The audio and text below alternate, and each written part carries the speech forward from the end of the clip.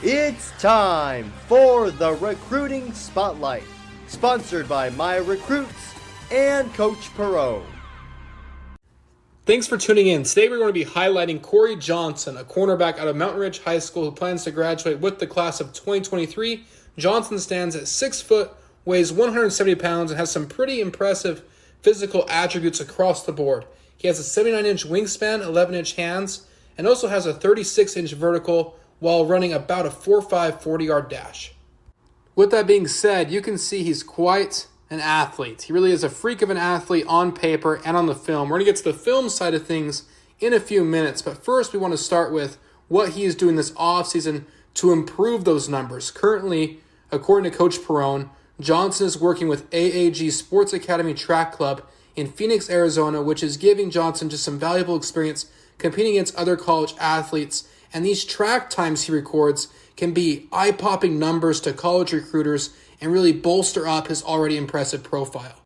Now let's dive into the film. After taking some time to do my film study on Johnson, the very first thing I noticed was that he was super lengthy.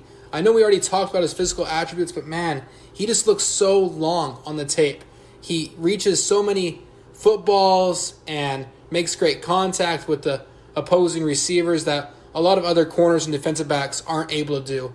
And what I mean by that is when there's jump balls or close contested catches, Johnson always finds a way to get his hand on the football and break up those passes, which is just super important. That can lead to really big plays, whether it's interceptions, pick sixes, but more importantly, I saw Johnson on the film strip the ball a few times and made some really big plays that way by forcing some fumbles. That's something that you do occasionally see from cornerbacks and defensive backs, but not something you see super often.